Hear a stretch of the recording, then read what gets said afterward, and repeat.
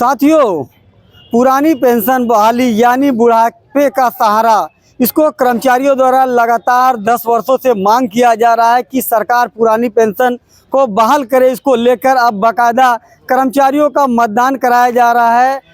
कहीं ना कहीं कर्मचारी लगातार जो वर्षों से जो है पुरानी पेंशन बहाली को मांग को लेकर जो है प्रयास कर रहे हैं। धरना, प्रदर्शन, आंदोलन तमाम तरीके के कर रहे हैं, लेकिन अब राष्ट्रीय स्तर पर एक बहिष्कार किया जाएगा, आंदोलन किया जाएगा। इसको लेकर कर्मचारियों द्वारा वोटिंग की जा रही है। वोटिंग प्रक्रिया पूरी हो चुकी है। इसके बाद जो है पर्यवेक्षक इसको लेके दिल्ली गए हुए हैं। पूरे देश भर में इसकी वोटिंग कराई जा रही है कि पुरानी पेंशन बहाली को लेकर कितने कर्मचारी समर्थन में हैं। हमारे साथ जो है रुपेश जी, क्या लग रहा है कि आखिर वर्षों से आप लोग पुरानी पेंशन बहाली की मांग कर रहे हैं, अब क्या रणनीति बनाई गई है? अब रणनीति ऐसी है, इतिहास के पन्नों में यह आंदोलन लिखा जाएगा।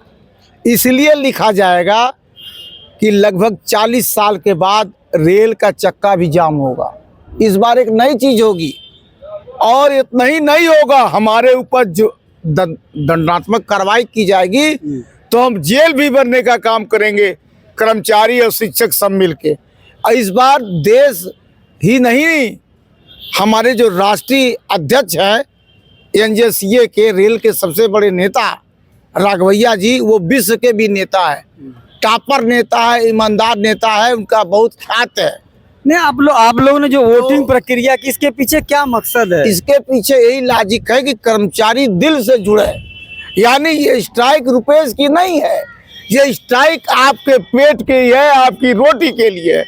हम अपनी रोटी के लिए ही लड़ रहे हैं। कितने लोग तो कहते हैं ना कि जो लोग पेंशन पा रहे हैं वो क्यों लड़ रहे हैं, लेकिन नहीं, ये नैतिकता नहीं है। हमारी रोटी के लिए, हमारे बच्चों की रोटी के लिए। और ये सरकार तो ऐसी है कि अगर आ गई तो हमारी पेंशन भी आधी कर सकती है, हमारा डीए छीन सकती है। लेकिन मंत्री, विधायक, सांसदों को तो पेंशन मिलता है, आखिर राज कर्मचारी या शिक्षकों को पुरानी पेंशन क्यों नहीं दिया जा रहा? यही तो दुर्भाग्य है कि वो चर पेंशन ले रहे हैं भैया, और मुफ्त की सेवा ले रहे हैं। हमारा चपरासी आयकर देता है, लेकिन नेता आयकर नहीं देता।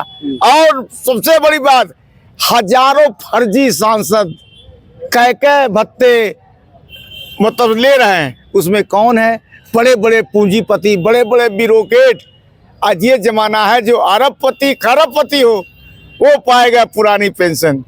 जो विधायक, माननीय सांसद है, माननीय प्रधानमंत्री है, माननीय मुख्यमंत्री योगी आदित्यनाथ है, ये लोग पाएंगे पुरानी पेंशन, लेकिन हम पाएंगे एनपीएस। ये कितना बड़ा अत्याचार है। वन नेशन वन पेंशन होना चाहिए, लेकिन इनका कहना है कि मंत्री, विधायक पेंशन पा सकते हैं, आखिर राज कर्मचारी क्यों नहीं? क्या लग रहा है कि लगातार वर्षों से आप लोग जो आंदोलन कर रहे हैं, आज वोटिंग प्रक्रिया की गई है, तो इसका कितना असर रहेगा सरकार को? कैसे आप लोग मना पाएंगे? पहले तो आपको धन्यवाद देता हूं कि पुरानी पेंशन की आवाज़ उठाने के लिए आप आए। आपको और आपके चैनल को हम तहे दिल से आभार व्यक्त करता हूं। हम आपको बता दें, ये लोकतंत्र है। लोकतंत्र कोई राजा नहीं होता है, जनता ही राजा होती है। आज जनता ने मन बना लिया है, पूरे भारतवर्ष की जनता ने बना लिया है, क्योंकि ओपीएस से अकेले व्यक्ति नहीं जीता है, उसके 4 परिवार जीते हैं, क्योंकि सरकार नौकरी नहीं दे रही है। आप ये बताइए, हम 8,000 रुपया दे करके बच्चों को पढ़ाएंगे, और जब बच्चा सयाना होगा तो आउटसोर्सिंग पर 8,000 रुपये पर नौकरी करेगा, वो बच्चे को क्या स्थिति होगी? आज हम नौकरी करेंगे और मेरा बेटा रिटायर हो जाएगा, ये अग्निवीर है। तो ऐसी स्थिति में हम लोगों ने निर्णय लिया है कि हम लोग 2024 में अपने वोट के बल पर, और इस जो भी सरकार, ये चले भाजपा का क्या कांग्रेस का विरोध है, जो सरकार ओपीएस देगी उसको लाने का काम करेंगे। तीर क्या मारते हो, तलवार मार दो। अब पुरानी पेंशन नहीं देना है तो जो पुरानी पेंशन नहीं देना है तो हमको गोली मार दो। इस तरह से हमको तरसाओ नहीं। हम खाली हाथ आए हैं, झोली भर के जाएंगे, या तो अपना पुरानी पेंशन लेके जाएंगे, नहीं तो सल्फात की गोली खा के जाएंगे। जय हिंद, जय भारत। आप ये कह रहे हैं कि जो है, और भी हैं, इनसे भी जानते हैं, क्या लग रहा है कि आप लोग आखिर जो है, क्या वजह है कि सरकार आप लोग की बातें नहीं माने? सरकार पूर्ण बहुमत में आ रही है, जब वो केंद्र में हो या प्रदेश में, बीजेपी गवर्नमेंट है, दोनों जगह है। यहाँ सीएम योगी आदित्यनाथ की सरकार है और देश में प्रधानमंत्री नरेंद्र मोदी की सरकार है। क्या लग रहा है कि आप लोग की बातें सरकार क्यों नहीं मान रही? क्या वजह है?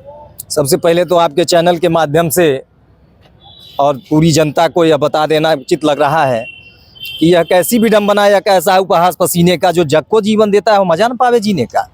32 साल 35 साल 38 साल तक राज्य कर्मचारी केंद्र कर्मचारी सरकार की सेवा करते हैं। इनकी बनाई हुई नीतियों का एक एक अक्षरशः अनुपालन करते हुए समाज के अंतिम व्यक्ति तक पहुंचाता है तो वो कर्मचारी पहुंचाता है। बिल्कुल सही। एसी में बैठे हुए नेतागण केवल खाका खींचते हैं। आईएएस महोदय लोग, हमारे बड़े बड़े वरिष्ठ आईएएस नियम बना देते हैं, उन नियमों को पहुंचाने का कार्य करता है ये कर्मचारी। और इन कर्मचारियों को पुरानी पेंशन यह नहीं देंगे, अपने मलाई खाएंगे। अगर आप कहते हो नई पेंशन स्कीम बड़ी अच्छी है तो खुद पहले लो ना। गांधी जी ने कहा था कि जो करना है वो करके दिखाओ, तो आप अपने चरित्र में समाहित करो। ऐसा नहीं चलेगा। आप 2024 के वोट की जो बात अभी हमारे कर्मचारियों की कर रहे हैं उसके दो उद्देश्य हैं। पहला उद्देश्य, हम किसी भी तरह से सरकार के कामकाज को बाधित नहीं करना चाहते हैं। देश में असहजता फैलाना उचित नहीं समझते हैं। सरकार को यह चेतावनी, वह संख्या भेजना चाहते हैं कि ये इतनी संख्या है जो एकजुट 2024 में ओपीएस के पक्ष में पड़ने वाली है।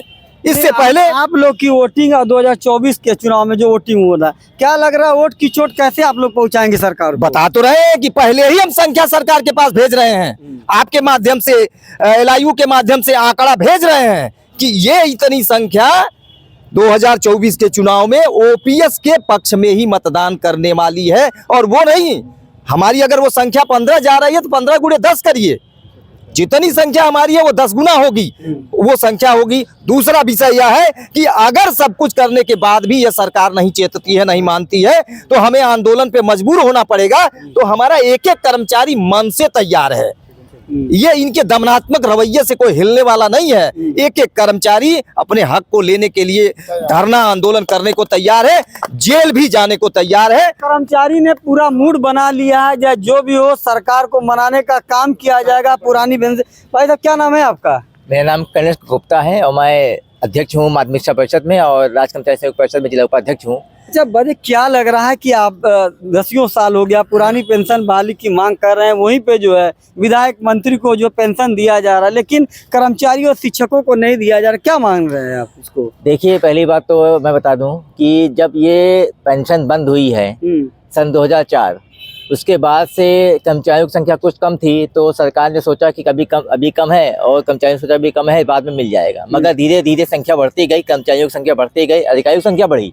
मगर आलम यह हुआ कि माननीय पूर्व मुख्यमंत्री मुलायम सिंह यादव जी की सरकार थी, उन्होंने इसको बंद करने के लिए कहीं ना कहीं कर्मचारियों का भी सहयोग लिया और कहीं ना कहीं गलती हम कर्मचारी। अखिलेश यादव ने तो इसका समर्थन किया था, लेकिन बुरी तरीके से यार उन्होंने कहा कि हमारी सरकार आएगी तो हम पुरानी पेंशन बहाल करेंगे, लेकिन उसके बाद भी कर्मचारियों द्वारा उन्हें कोई सपोर्ट नहीं मिला। यही तो कमी है हम कर्मचारियों में कि हम अगर कर्मचारी एकजुट हो जाएं तो सरकार की सीट बजा दें, मगर ये संभव नहीं हो सकता है, क्योंकि कहीं ना कहीं कमी तो हमारी ही है कि अगर हम पेंशन के लिए नहीं किए, मगर अखिलेश यादव तो कह रहे थे कि अगर कर्मचारी उन्हें सपोर्ट करेंगे तो वो पुरानी पेंशन को बहाल करेंगे, ठीक है, लेकिन उन्हें किसी तरह का नहीं मिला और मुंह की खानी पड़ी उन्हें जो है। यही तो समस्या है ना कि कर्मचारी जो है अपने हक के लिए लड़ना चाहता है।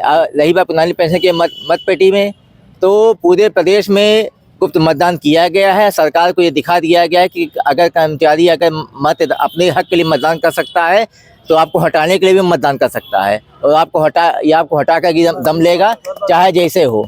तो देखा आपने, कर्मचारी एक मत हो चुके हैं, एकजुट हो चुके हैं लगातार। अब कर्मचारी जो अपना खुद वोटिंग करा रहे हैं कि कौन कौन कर्मचारी उनके साथ हैं, ताकि जो है जो भी राज कर्मचारी हैं, शिक्षक हो, जो भी है सरकारी जो भी कर्मचारी हैं, अब पूरी तरीके से लामबंद हो चुके हैं कि वोट की चोट पहुंचाने के लिए जो 2024 का लोकसभा चुनाव होना है, ऐसे में सरकार को वोट की चोट से अपना बात को मनाने के लिए कर्मचारी पूरी तरीके से लामबंद हो चुके हैं। गोरखपुर से फैयाज अहमद।